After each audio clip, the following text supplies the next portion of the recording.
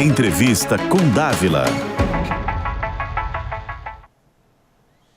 A agenda modernizadora do Brasil caminha a passo de tartaruga. Demoramos mais de 30 anos para promover tímidas reformas, como a previdenciária, trabalhista e tributária.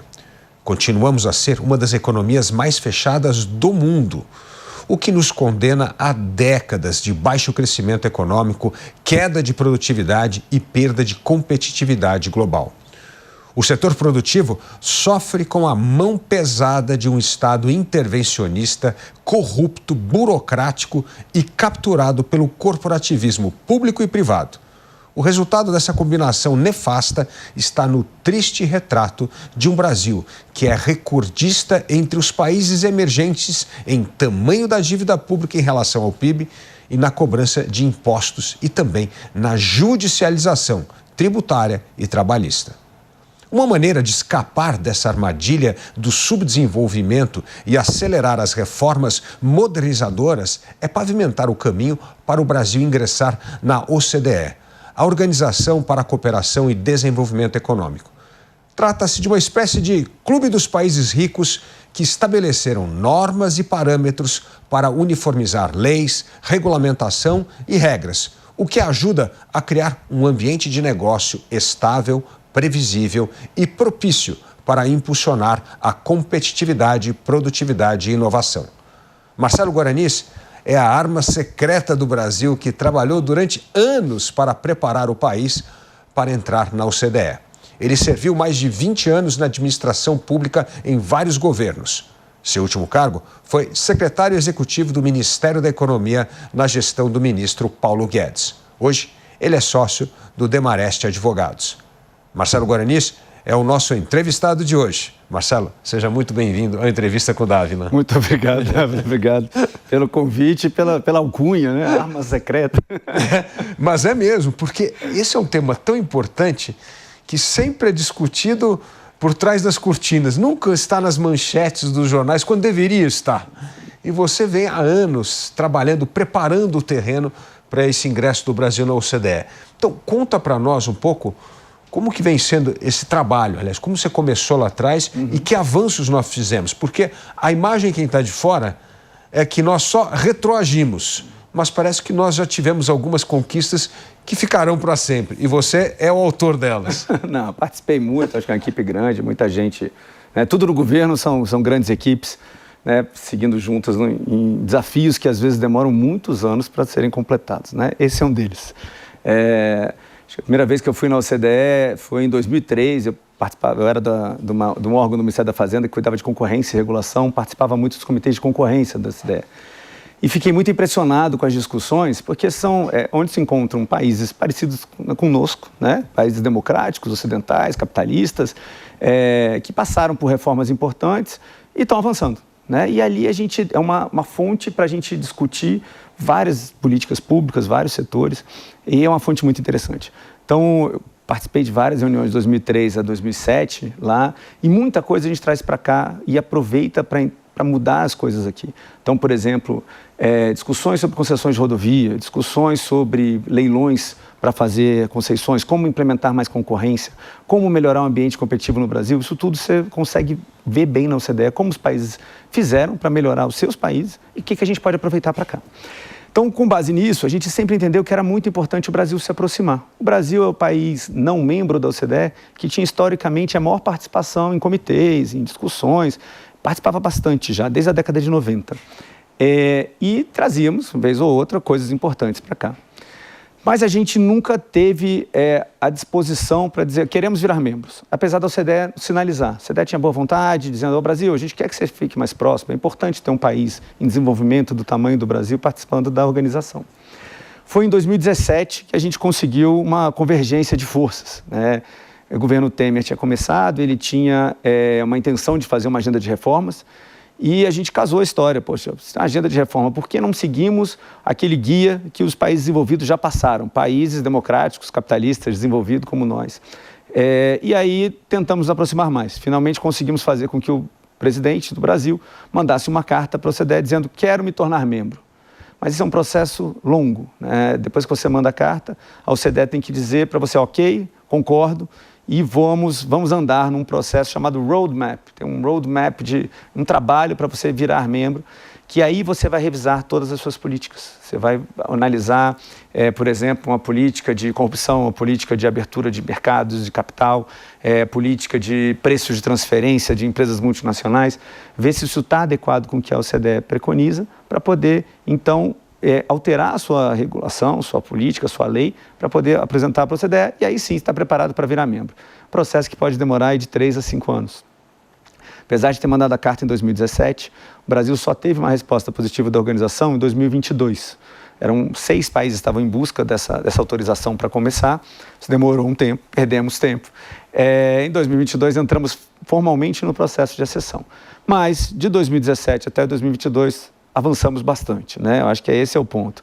Então nós já, dos 270 instrumentos que a OCDE tem por aí, o Brasil já aderiu a mais de 100. Né? Então, em poucos anos, nós conseguimos sair de 35 instrumentos que tínhamos aderido para 100 e poucos instrumentos.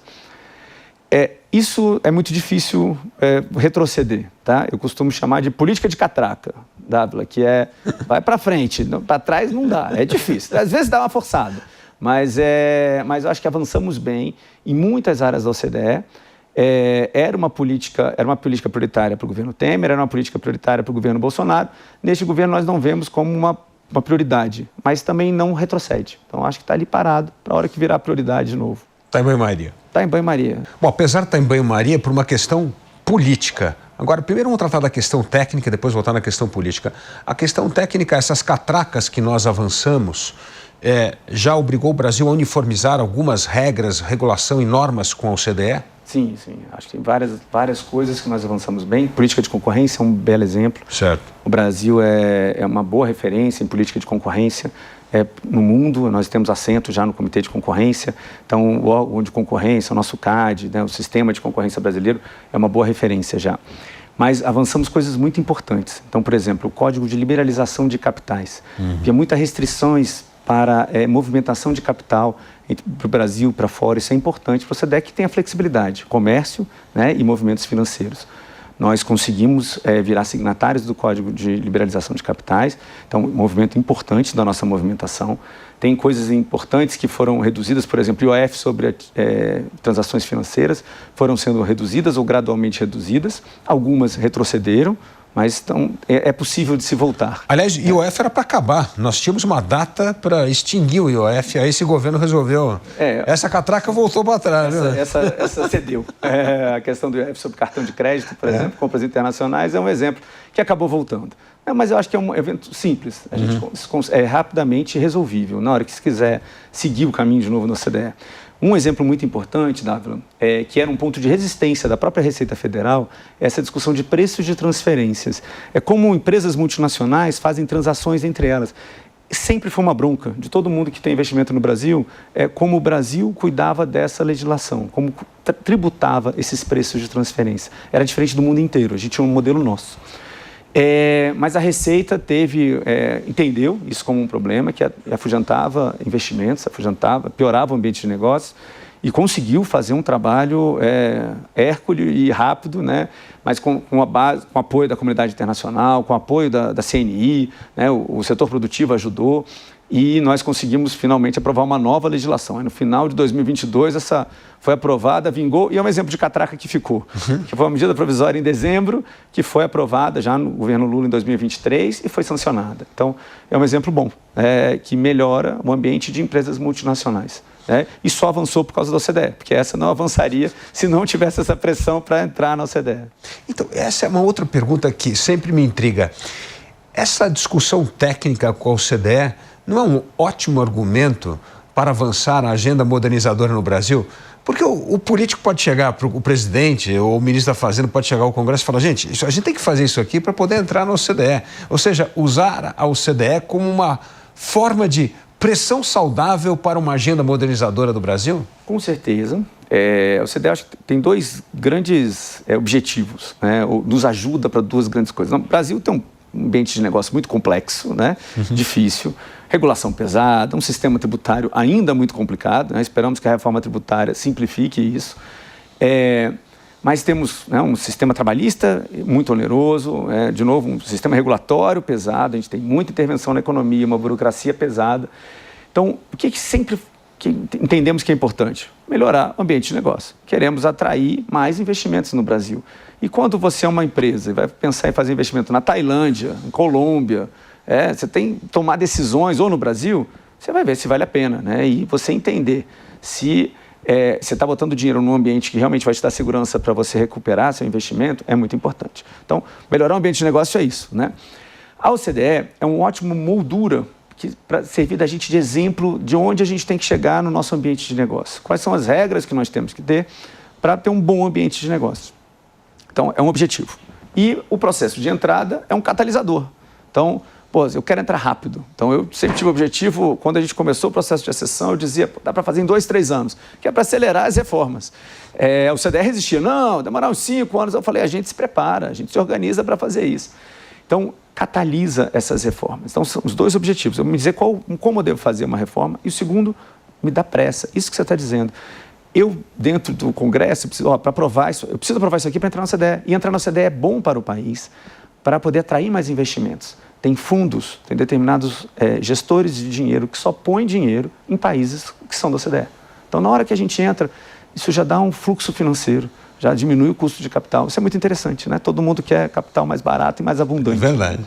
Agora, Marcelo, agora vamos entender uma questão política da entrada da OCDE que sempre chama atenção para quem está de fora, como nós, observando e torcendo para que o Brasil ingresse na OCDE.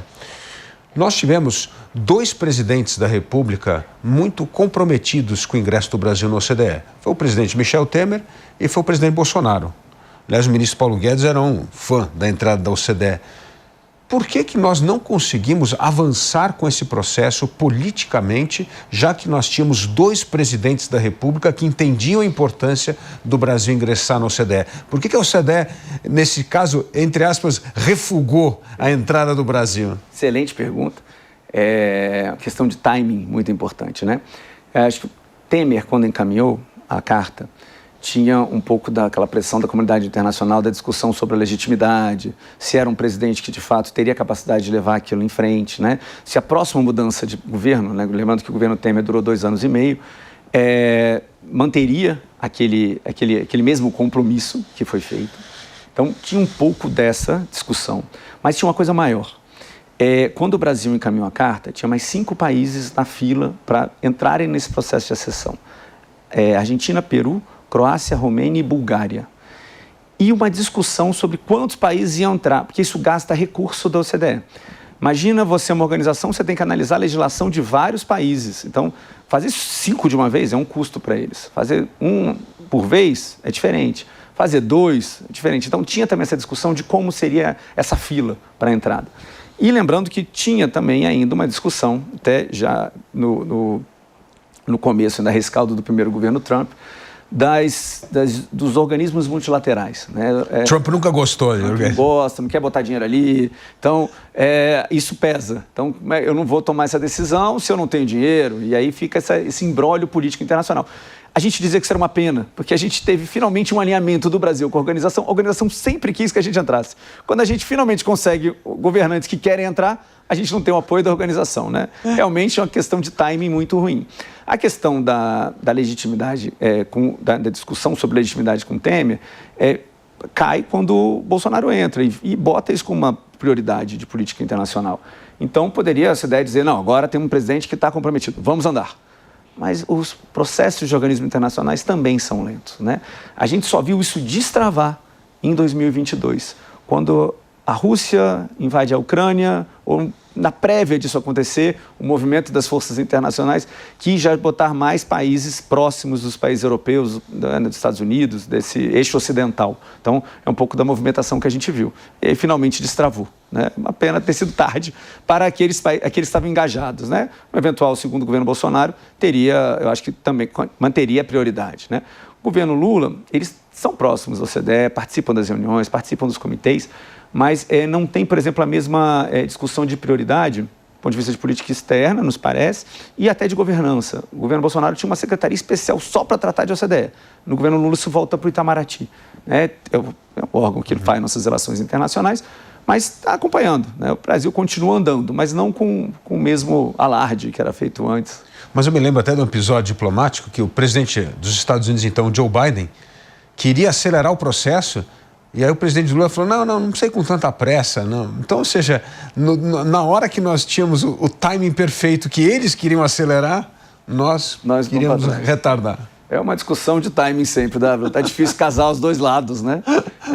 E acho que aqui o presidente Lula tem uma preferência muito grande para essas alianças sul-sul, né? Para o BRICS. Então, muda a linha em direção ao que é vocês voltar para os europeus ocidentais capitalistas. Então, são linhas diferentes, né?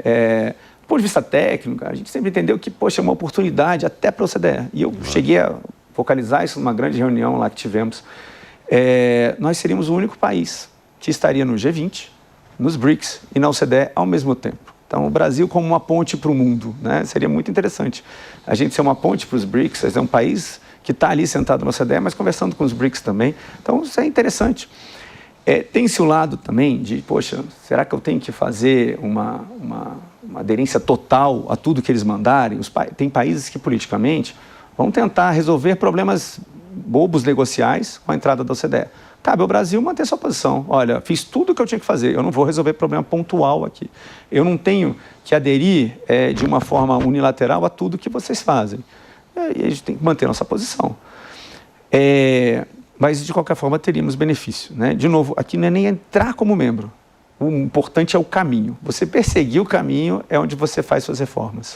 Aí eu queria tratar duas questões importantes do caminho. Primeiro, quanto a economia brasileira poderia ganhar em produtividade e competitividade com alinhamento de regras e normas internacionais para evitar essas jabuticabas que, no fundo, criam enorme judicialização? Como você deu dois bons exemplos, a questão tributária e a questão trabalhista.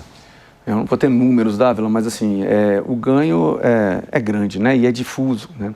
Quando você simplifica o ambiente de negócio, quando você permite que multinacionais façam investimentos com mais segurança aqui dentro, quando você permite que tenha mais fluxos financeiros, você ganha muito em competitividade e produtividade. Você falou na sua introdução, o Brasil é um país muito fechado, né? A gente é comercialmente fechado. A gente tem ainda ressalvas os fluxos financeiros, então é importante abrir, né? Que medo que nós temos, né? A gente vai crescer, a gente está preparado, a gente tem um mercado interno robusto, a gente tem uma agricultura forte, melhorar o nosso ambiente de negócio, permitir mais investimentos de fora e locais, né? Porque a gente também, quando melhora o ambiente de negócio, não é só para atrair investimento de outros países, é para permitir que o brasileiro invista, né? E ele ganhe com isso.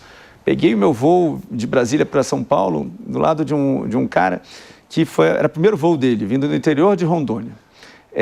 Mexe com couro, faz arte com couro, cinto, bota. Não tinha nada.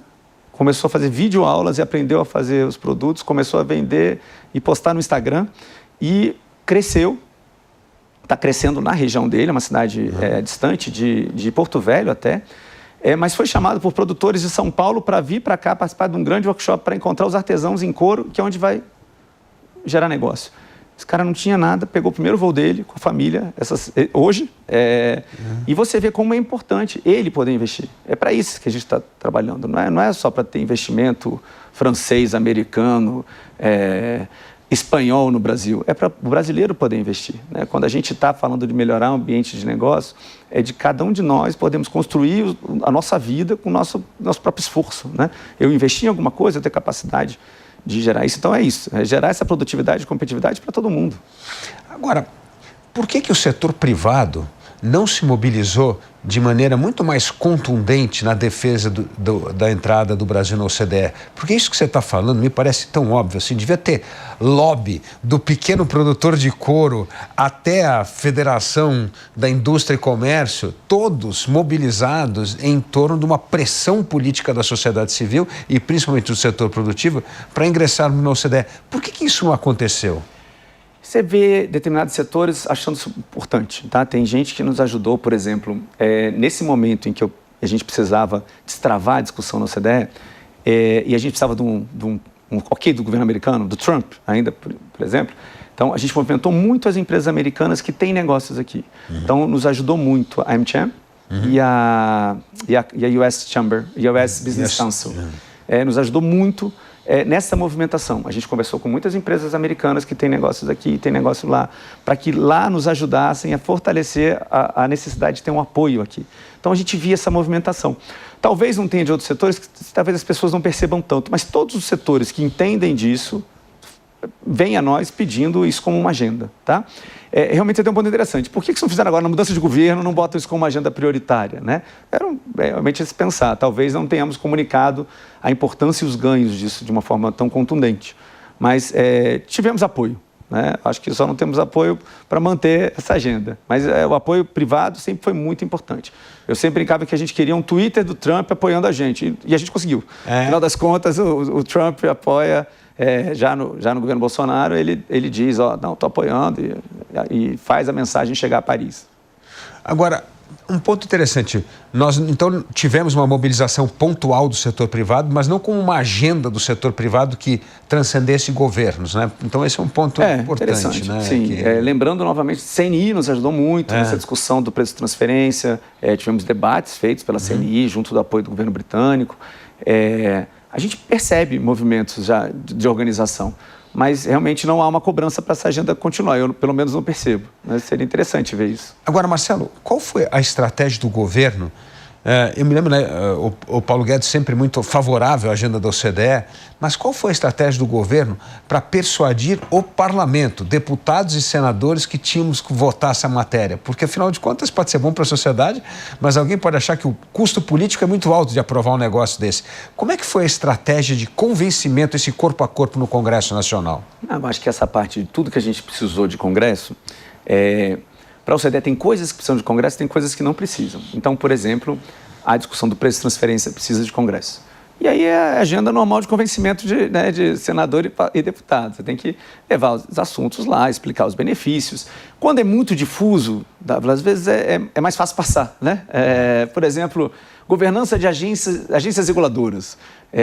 Nós tivemos uma agenda boa e o PL, assim, demora para ser aprovado. A gente começou a discutir nova lei das agências reguladoras em 2016, 17. Aprovamos em 2019. Por um assunto que não é muito, né, um assunto muito forte, foi rápido. 2 anos a gente conseguiu aprovar uma lei das agências. A gente consegue, acho que para essas coisas mais amplas, a gente consegue uma convergência. Governança de estatais, um assunto extremamente importante.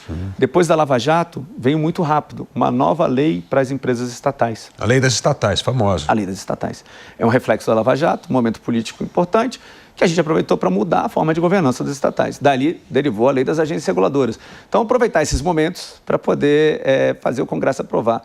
Mas é uma agenda que, quando você leva para o parlamentar, não há resistência. De novo, porque é difuso, não tem alguém resistindo, né? O que tem resistência de parlamentar? É aquilo que está interferindo no direito de um. Eu quero abrir um determinado mercado. Aí aquele grupo que está estabelecido no mercado, ele não vai querer abrir, aí fica essa disputa. Mas eu acho que quando é mais difuso, é mais fácil, né? A gente consegue organizar isso melhor. De uma boa organização no executivo para poder discutir com o legislativo.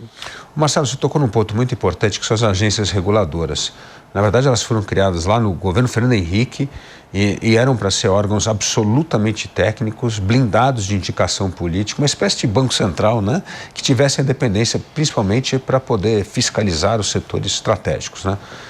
E isso realmente não aconteceu, ou seja, as agências voltaram a ser politizadas, indicações políticas, e essas agências não só perderam a sua capacidade de fiscalização, como também de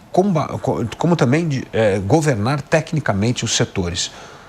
Como é que foi essa degeneração e o que nós temos de fazer para recuperar essa independência e perfil técnico das agências reguladoras no Brasil?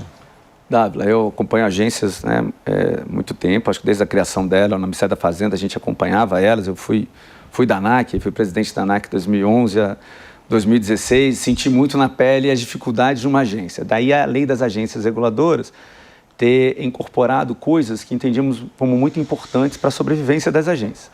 Então, primeira coisa, melhorar a autonomia da agência. Isso. Então, a agência, tudo, tinha que se pedir bênção para o ministro, aprovação de viagem internacional, aprovação do seu orçamento, para o ministro que está logo acima de você. Uma coisa é pedir para o Congresso, ou pedir já para o Ministério do Orçamento, do Planejamento, que é o Ministério mais central. Outra coisa é pedir para aquele que está te demandando o tempo inteiro. Então, por exemplo, melhoramos essa autonomia. A agência passou a ser um órgão autônomo para pedir direto para o órgão central de orçamento, pedir concurso, pedir orçamento. Com mais autonomia, mais responsabilidade, melhor as exigências. Então, melhoramos as exigências para se tornar dirigentes das agências. Aumentamos os requisitos na lei, idade, conhecimento, bagagem técnica e vedações, muito baseadas no que tínhamos feito na lei das estatais. Tá? Então, essa foi a intenção, de equiparar ali o nível de governança. Melhoramos a transparência. Tudo tinha que ter consulta pública. Regular é muito fácil. Você faz uma reunião de diretoria, publica no Diário Oficial no dia seguinte, mas não pode ser tão barato, porque você cria custo para a sociedade de uma forma muito rápida. Então, a ideia era você criar um processo regulatório que fosse adequado, que fosse transparente, que as pessoas entendessem. Você pense antes de criar uma regra que você vai criar custo para alguém. Então, na ANAC, vou criar a exigência de todo mundo seja treinado nos Estados Unidos. Ótimo, mas vai ser caro. Então, não pode. Deve ter uma maneira mais inteligente de fazer isso. Como é que você faz um processo para pensar a regulação? Você faz uma coisa chamada análise de impacto regulatório. Você estuda qual é o problema que você tem, quais são as opções possíveis, tenta ver qual é a opção que gera menos custo para a sociedade, bota isso em consulta pública. As pessoas rebatem, trazem informações, depois você publica uma norma. Então, a lei das agências, a gente melhorou a autonomia, exigiu mais exigências dos dirigentes, mais vedações, melhorou a transparência e o processo decisório para a regulação, botou exigência de ouvidoria e um reporte para o Congresso sempre. Tá? Então, foi um dos princípios que tivemos para tentar salvar as agências. E mandatos sem recondução. Isso, para mim, é importante. Senão, você está trabalhando para ser reconduzido na próxima. Eu acabei tendo 2 mandatos de agência, mas distantes um do outro. 1 ano e meio de distância, que eu acho que não tem que trabalhar para recondução. Você tem que fazer o seu trabalho. Então, isso foi aprovado ali. Um ponto importante. Indicação. Como é que se indica? E um segundo ponto, o tempo para indicar. Tem muita agência que fica muito tempo sem dirigente. Você manda o nome para o Congresso não aprova. Isso tem que mudar, isso não está legal. Na discussão da lei das agências, a gente tinha criado até um comitê de seleção. O próprio Poder Executivo teria um comitê de seleção de nomes, fazer uma seleção, tipo, tem licitação, escolhe nomes e manda uma lista tríplice para o presidente. Isso é uma solução para tentar melhorar essa blindagem de cada senador querer indicar um, que acaba virando um jogo. Se um indica, o outro quer indicar. Aí é natural que todos queiram. Só que não tem agência para todo mundo. Né? Você acaba fazendo um jogo muito complexo. E ainda que seja legítimo o senador pensar em indicar um nome técnico adequado para lá, você acaba criando uma confusão. Vamos escolher que seja o melhor nome. Então, talvez o comitê de seleção resolvesse isso. O comitê de seleção seleciona nomes adequados, encaminha esse presidente, o presidente manda para o Congresso. O Congresso não aprovou em 2, 3 meses? Está aprovado. Porque não dá para ficar nesse tempo todo sem quórum para a agência. A agência reguladora é criada para ter Eu não posso ter um setor que requer muito investimento, que os investimentos demoram muito tempo para ter seu retorno. A agência foi criada para isso, né? Eu tenho um contrato de 30 anos, uma rodovia. Vou botar meu dinheiro lá, mas quem garante que o próximo presidente vai mudar toda a regra? Calma, eu garanto. Botei uma agência reguladora, não é o presidente que faz a regra, é a agência que vai zelar pelo aquele contrato, que vai fazer a regulação. E essa agência é um board. Não é mudar o presidente que muda, tem que mudar a maioria, 3 pelo menos. E os 3 são descasados no tempo. Essa é a lógica. Se isso fica defasado, atrapalha. Se muda 3 de uma vez, quebra a lógica da segurança jurídica. Então, esse modelo não pode se perverter. A gente tem que voltar a ter essa lógica. Mandou o nome, o Congresso demorou para aprovar? Então, vamos aprovar o nome, porque senão fica em aberto. Esse é um ponto. Eu acho que outro ponto é a discussão da autonomia orçamentária, né? Tem muito isso, a agência cobra muita taxa de fiscalização, deveria poder implementar, usar aquele recurso para fazer a sua fiscalização. Por exemplo, uma discussão da ANP sobre postos de gasolina, não tem dinheiro para fazer a fiscalização adequada. Como que eu faço? Óbvio que eu tenho que investir em TI, em maneiras inteligentes de poder fazer a fiscalização, mas tem que ter uma maneira que algum recurso seja mais resguardado para aquela função da agência. As taxas de cada agência não foram criadas pensando no equilíbrio econômico-financeiro da agência. Então, não dá para dizer que tudo que ela arrecada vai ganhar. Não, senão ela vai ficar com muito dinheiro também. E o dinheiro precisa para outras coisas. Mas tem como fazer, eu acho que, como se faz um contrato de concessão. Tem um dinheiro que você recebe que tem que bancar a sua viabilidade e o resto você passa para o Estado, não tem problema. Mas eu acho que tem um garantido que a gente tem que começar a dar para a agência, para ela não até ficar na mão de interesses políticos para receber seus orçamentos, né, e cumprirem as suas funções institucionais. Então você acha que essa mudança da lei das agências reguladoras tem condição de, ao longo do tempo, aí dos próximos anos, a gente voltar a ser um órgão absolutamente técnico, autônomo, independente e com esse perfil, vamos dizer assim, regulatório mesmo, sem ingerência política, não só na indicação, mas na gestão? Eu acho que quando você não tem tanto na indicação e não tem tanto no dia a dia do orçamento, você tende a ter mais autonomia, né? Essa independência não significa que ele pode fazer o que quiser. Eu acho que tem que prestar conta, tem que ir no Congresso prestar conta o tempo todo, tem que ter órgão fiscalizando, você tem que ter os objetivos dados pelo governo. O Banco Central é um ótimo exemplo. O Banco Central tem um objetivo, a meta de inflação. Você tem que cumprir aquela meta. Então, vá em frente e cumpra aquela meta. Esse é seu accountability, né? Se você não cumpriu aquilo, aí tem uma punição para você. Mas e também não pode agir de forma totalmente autônoma, descolado dos interesses que o governo quer dar. Então, acho que é uma ótima maneira de se trabalhar, é ter metas para cada agência. Mas eu acho que tem espaço, sim. Dávila, tem muita gente discutindo como voltar a fortalecer agências reguladoras, né? Eu trabalho muito com o pessoal do Movimento Brasil Competitivo, que faz sempre um trabalho sobre isso. No Congresso nós temos agora a Frente Parlamentar Brasil Competitivo, no momento o presidente é o deputado Júlio Lopes, por exemplo, muito imbuído de tentar melhorar, fortalecer agências. Esse debate acontece, as pessoas sabem que isso é importante e eu acho que tem espaço para avançar, né? Eu acho que todo mundo que chega, quiser, né, governantes que quiserem melhorar o ambiente de negócio, melhorar a garantia, melhorar a segurança jurídica, essa é uma agenda extremamente importante para se avançar. E Marcelo, eu imagino que nesse processo todo do ingresso do Brasil no OCDE, essa questão da segurança jurídica deve ter sido muito questionada pelos órgãos da OCDE, porque na verdade a maior reclamação de todos os investidores no Brasil é a questão da insegurança jurídica, né? Não só nas agências, também no Poder Judiciário, contratos que são revistos, não são respeitados, é uma coisa muito complicada. Como é que vocês responderam a isso? Algum desses 100 pontos era justamente enquadrar o Brasil nisso, ou nós tínhamos de tomar medidas extras para dar essa segurança jurídica padrão OCDE? Não me lembro de instrumentos versados sobre o judiciário, Dávila, mas lembra assim, para processos decisórios regulatórios, sim, né, você ter um nível de segurança, você garantir que aquelas decisões serão tomadas e serão adotadas. De novo, nas estatais, você ter um processo decisório que seja adequado. Tem uma discussão de anticorrupção, que é muito importante para a segurança jurídica, né? Você vai fazer negócio num país, você tem que seguir as regras. Se alguém não estiver cumprindo as regras, tem que ser punido. Então, esse é um ponto de segurança jurídica importante, né? Que o Brasil também é signatário dos acordos, já teve críticas às alterações, aos entendimentos judiciais que foram feitos, às discussões de ida e volta da Lava Jato, já teve crítica até formal vindo da OCDE. Mas sim, temos compromissos para isso, né? Temos um norte para chegar. Se conseguiu chegar lá, ainda, talvez estejamos longe. Eu acho que um ponto muito importante de segurança jurídica, e mais difícil de se tratar, é isso que você está dizendo, do judiciário. O judiciário é algo muito difuso, né? O judiciário entender as consequências econômicas das suas decisões é algo que a gente tem que avançar muito, né? Eu fui para um debate outro dia de um tema que tem sido muito discutido, que é a judicialização de direitos passageiros, né? Porque todo mundo perde avião, entra na justiça contra a empresa aérea e pagou muito caro na passagem, R$4.000 e de volta, que é a indenização de 8 pelo atraso. Isso quebra a empresa aérea, né?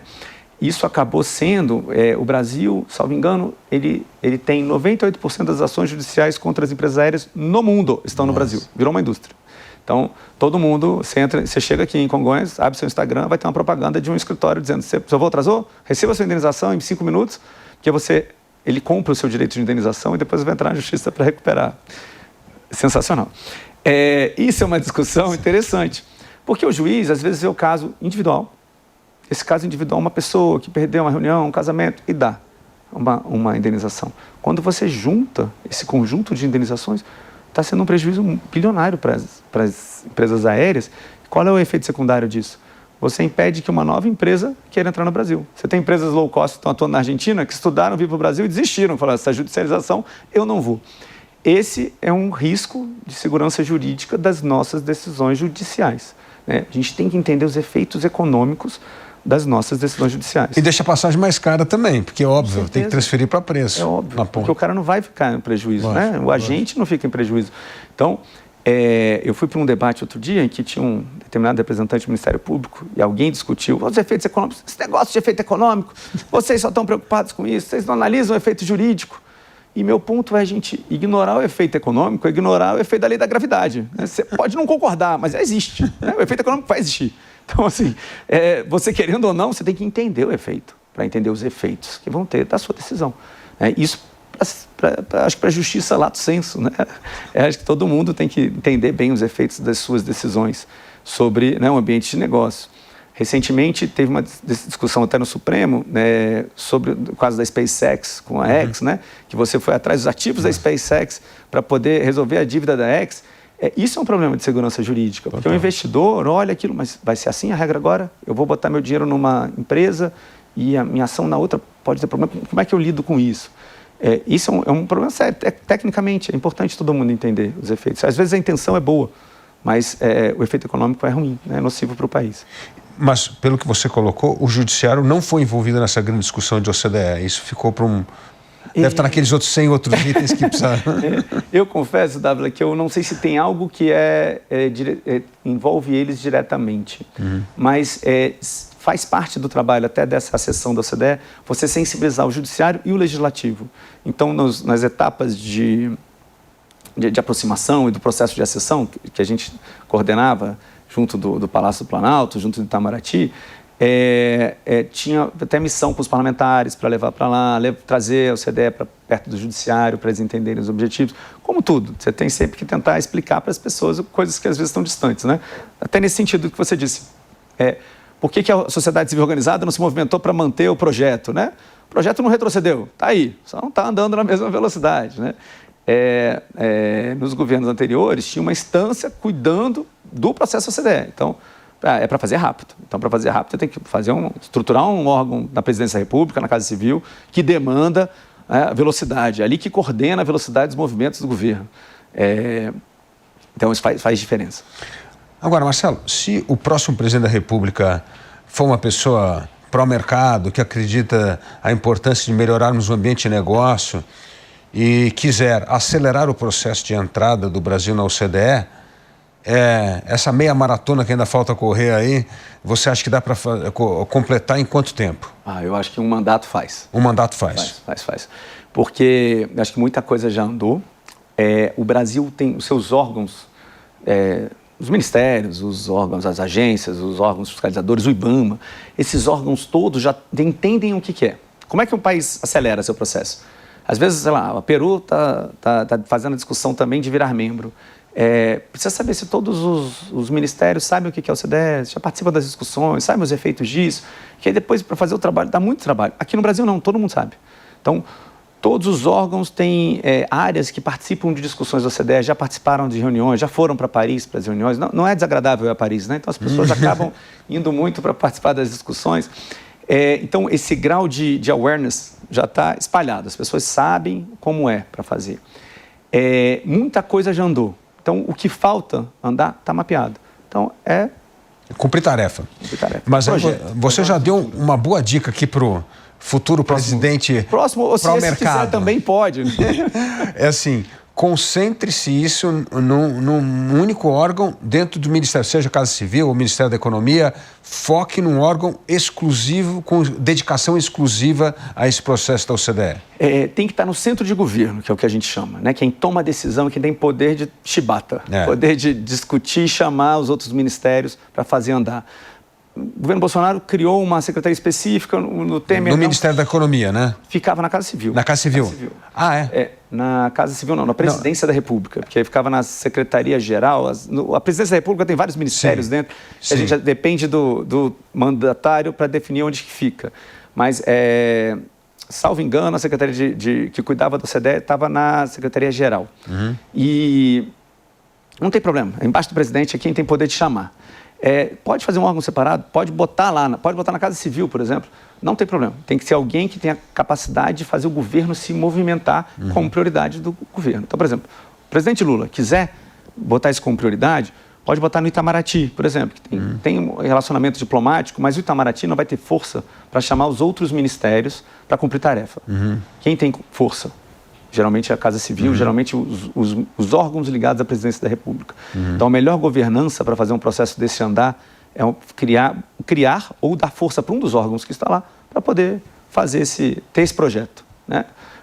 Por exemplo, tem um órgão na Casa Civil hoje que cuida do PAC, que é a SAM, que é a área de monitoramento de grandes projetos. Esse órgão pode fazer monitoramento da OCDE, é quem puxa, por exemplo, discutiu Olimpíadas, discutiu grandes mudanças de política, quem dá a tarefa e cumpre e faz cumprir projeto, né? E tem ali reunião de monitoramento, bem de consultor, sabe? Então, dá para fazer. Então, aí é o tempo de resposta da OCDE. Se nós estamos fazendo a nossa tarefa, o que falta, em 4 anos a gente consegue cumprir. Marcelo, por acaso vocês fizeram algum estudo de impacto de crescimento do PIB com o Brasil entrando na OCDE? Dávila tem estudo, eu não vou ter esse número de cabeça. Eu lembro exatamente de ter alguém que da própria equipe que tinha esse número, mas a capacidade de se travar é grande. Mas, infelizmente, estou sem esse número, fiz 2 anos fora do governo. Mas o bom é que tinha lá como meta que a economia, o PIB podia crescer 1%, 2% em determinado Tem capacidade de destravar o crescimento do PIB, com competitividade, produtividade, maior atração de investimentos. Então, isso tudo atrai e gera crescimento.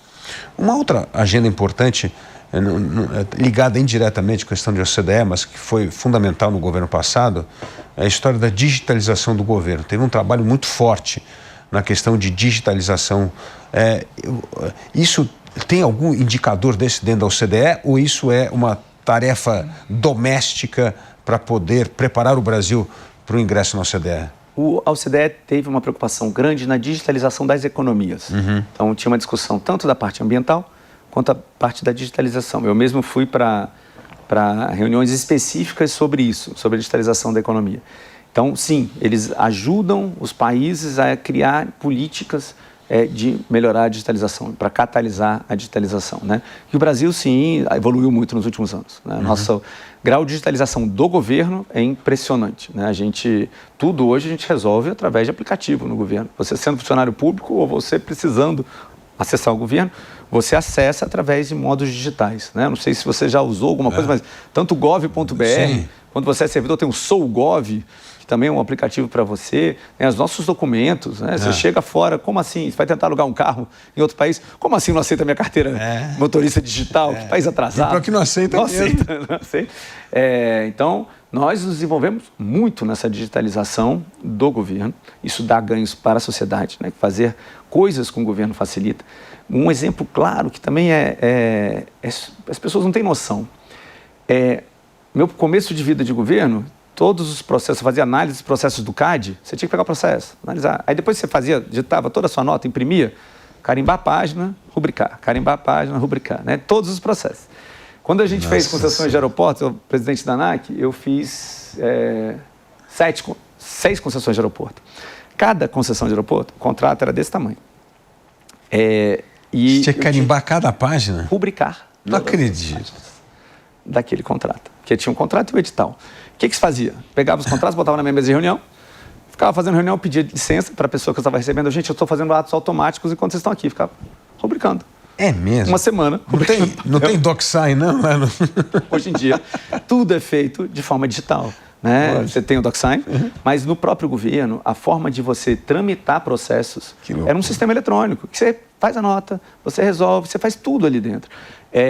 Na ANAC, um dos grandes problemas que eu tive na gestão era a questão de carteira de piloto. A ANAC também é Detran de piloto, né? Você vai virar piloto, você tem que apresentar a documentação. Faz o curso, faz os testes, faz os exames e apresenta a documentação na ANAC. Isso demorava muito. E eu lembro que um dos casos que a gente foi tentar resolver, quando a gente chegou na área, tinham mais de 20 sistemas que já tinham sido criados para resolver o problema de piloto. E era simplesmente um fluxozinho, né? Você tem que saber se o documento estava correto em cada fluxo. O governo acabou instituindo um sistema chamado SEI, um Sistema Eletrônico de Informação, que até do judiciário que se incorporou, mas entrou no governo federal. Isso simplificou todos os processos. Não é lindo o processo, não é um sistema super agradável de usar, mas simplificou e dá segurança. Porque todo esse fluxo de documentos você digitaliza e põe no sistema, então todo mundo vê. Você sabe quando botou, a data que botou, se botou antes ou depois, se o cara já tinha decidido antes de apresentar um documento. Então, até para nível de compliance é importante, tá? Melhora a eficiência o processo de decisão, a garantia, melhora tudo. Isso é uma coisa super simples, mas que é instituído em quase, acho que em todos os ministérios hoje em dia. Mudou a vida. Você não precisa mais descarregar um monte de papel, imprimir um monte de papel e te dá segurança. E quem está de fora e tem uma demanda junto do governo, você entra no sistema e verifica se sua demanda andou, se não andou. Você consegue fazer petição, pede alguma coisa. Isso é simplificar muito a vida das pessoas. Bom, ainda bem, né? Pelo menos andamos com... Isso andou muito, isso é catraca. Isso não volta. É catraca, isso não volta. Isso aí com certeza então, não isso volta. é um ganho importante. E eu acho que essa parte da digitalização, o Brasil virou um dos governos mais digitais do mundo. A gente mais digital que os Estados Unidos. A gente foi reconhecido pelo Banco Mundial o nosso avanço na digitalização. Agora, em áreas fundamentais, por exemplo, licenciamento ambiental, é uma área ainda no Brasil que tudo demora muito. Você que trabalha com essa área, né, hoje no setor privado, olhando, eu imagino o desespero dos seus clientes que chegam lá e falam assim, mas pô, como é que pode demorar 2 anos, 3 anos uma licença ambiental para começar uma obra?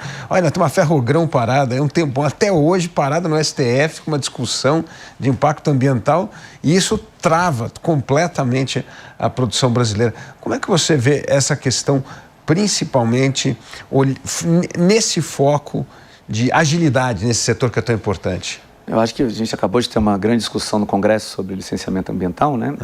Para tentar simplificar. Trato o licenciamento ambiental, Dávila, também como um problema regulatório, né?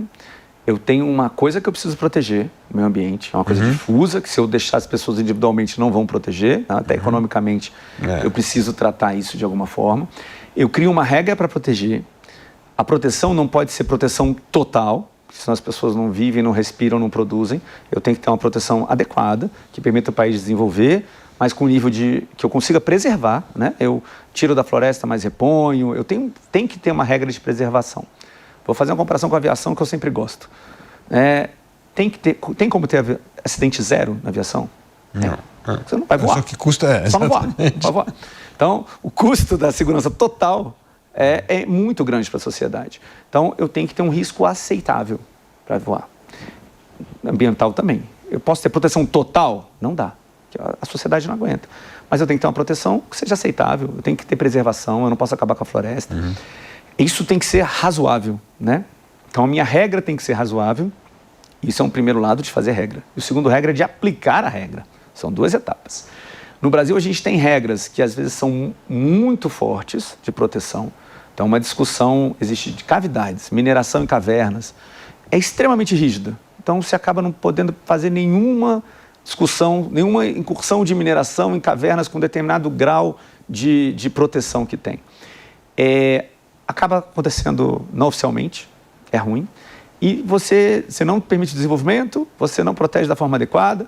Tem um meio termo que você tem como fazer. Então, isso é regulatório, de cunho ambiental, mas é regulatório.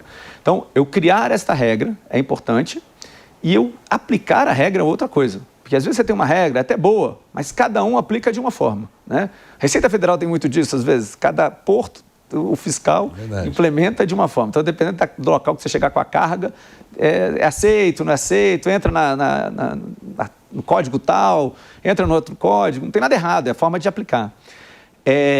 Ambiental é a mesma coisa. A gente tem regulações ambientais estaduais e às vezes municipais, às vezes aplicações diferentes e fiscais fazendo aplicações também não organizadas. Esse é um grande problema que o Brasil tem. Mas isso a OCDE também tinha uma discussão importante, né? De discussão da legislação ambiental e aplicação da política regulatória é um ponto importante para desenvolvimento. Então, eu sempre dizia que um projeto importante para se fazer... A OCDE tem um programa legal de peer review. Eu quero fazer uma revisão da minha governança das estatais. Aí eu chamo... A OCDE organiza 3 países de referência, eles vêm aqui, estudam, fazem uma análise e dizem, olha, o status que você está e o que você tem que fazer para melhorar. Isso é muito legal. Então, assim, sei lá, Alemanha, França, México, para pegar um latino também. Eles vêm fazer essa análise. No meu cronograma de trabalho com o OCDE, tinha um de legislação ambiental. De pegar países protetivos, pega países que exigem proteção nossa, sei lá, pega a Noruega, referência, né? Pega países que cobram da gente um grau de proteção. Faça uma análise da nossa legislação. Provavelmente o resultado é dizer que a gente protege até demais, que a gente tem a razoabilidade, ou seja, que pelo menos que o grau está muito adequado, né? Tem algumas coisas que podem ter mais flexibilidade. Estamos muito acima da média, vamos dizer. Estamos acima da média. Mas mais do que isso, eu queria um peer review da nossa ação de fiscalização, para dizer como tu não está padronizada, como é importante você ter uma ordem de fiscalizar, você tem que ter um inventário para fiscalizar, todo mundo fiscalizar igual, você tem treinamento único. Como é que o investidor faz? Se ele investe, se às vezes a pessoa tem investimento em 5 estados, cada estado aplica a regra de uma forma. Isso atrapalha o ambiente de negócio, afugenta investimento de fora e de dentro do país, né? Então, acho que a nossa legislação é rígida, acho que ela tem uma aplicação heterogênea, que tem que avançar. Agora, é interessante esses peer review, eu imagino, pegando estados federativos. Pega a Alemanha, Estados Unidos, porque tem essa autonomia local e, ao mesmo tempo, tem uma regra nacional. E como é que padroniza e uniformiza não só as regras, mas o cumprimento das regras, como você bem colocou, né? É difícil, né? A gente convive com uma federação com 3 níveis, né? Que é difícil, porque tem setores que os 3 níveis têm competência. É verdade. Isso é muito complexo. Eu tenho feito um trabalho com a indústria de gás, que é um dos problemas, a gente avançar a regulação federal de gás, né? Melhorar a precificação, ter mais acesso. As empresas alegam dificuldade de acesso e precificação aos dutos de escoamento, quando você tira o petróleo do mar e quer trazer para a terra, ao duto de transporte, então uma discussão regulatória que a ANP está fazendo. Você tem que avançar nessa regulação. E, além disso, você tem as distribuidoras de gás estaduais, que às vezes cada uma tem uma regra, cada uma tem uma forma de precificar. Tem que homogeneizar, né? Tem que ter um jeito de você trabalhar de uma forma mais única. É mais difícil quando você tem um país assim. Quanto menor for o país, mais unitário do ponto de vista de fragmentação federativa, mais fácil de você implementar. Por exemplo, Singapura. Muita gente traz casos de política pública em Singapura.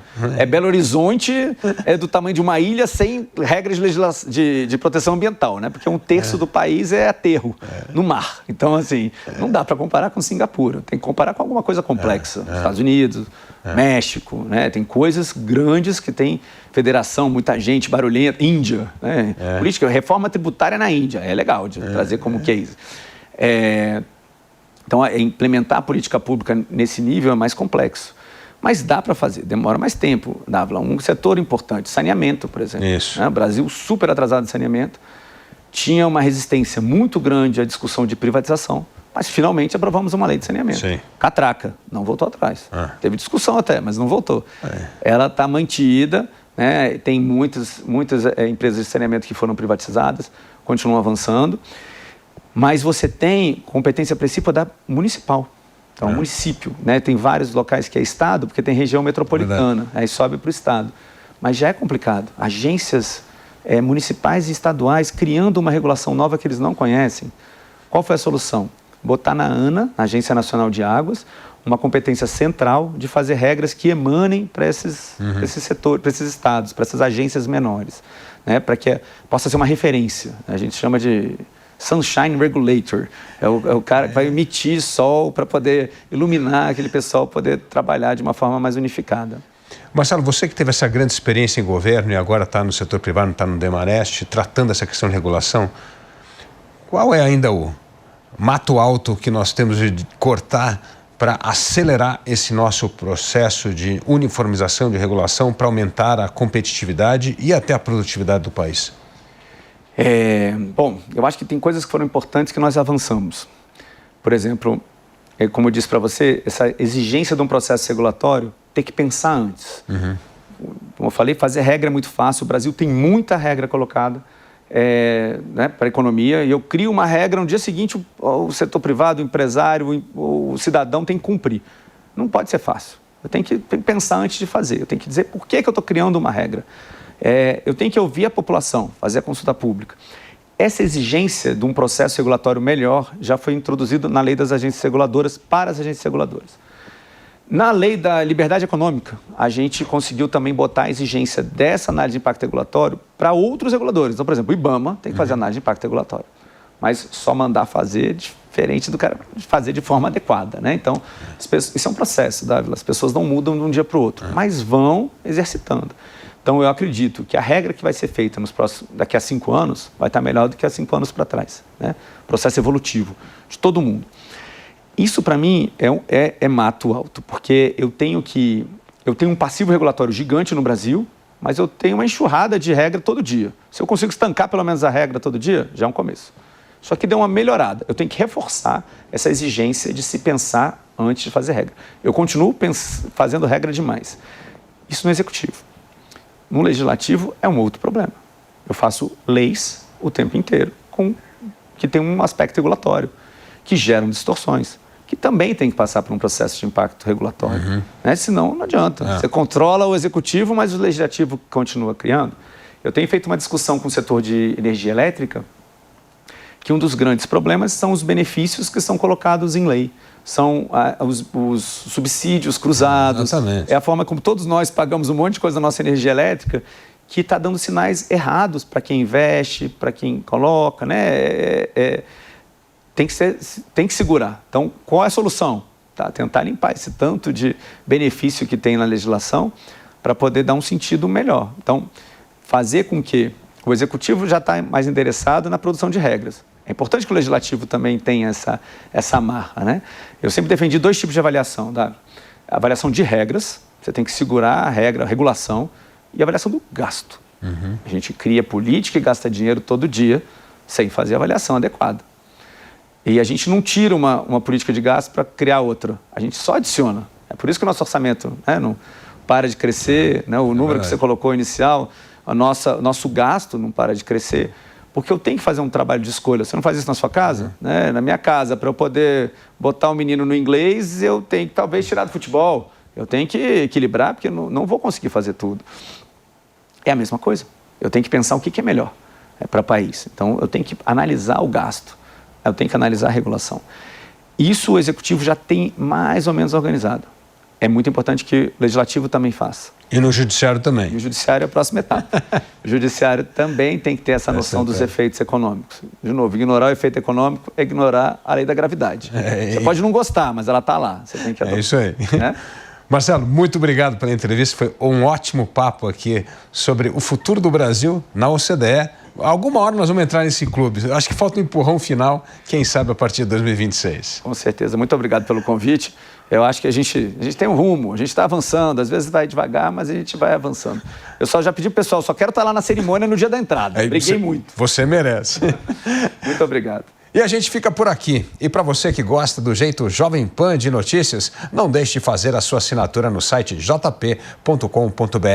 Lá você acompanha conteúdos exclusivos, análises, comentários e tem acesso ilimitado ao Panflix, o aplicativo da Jovem Pan. Obrigado pela sua companhia e até o próximo Entrevista com Dávila.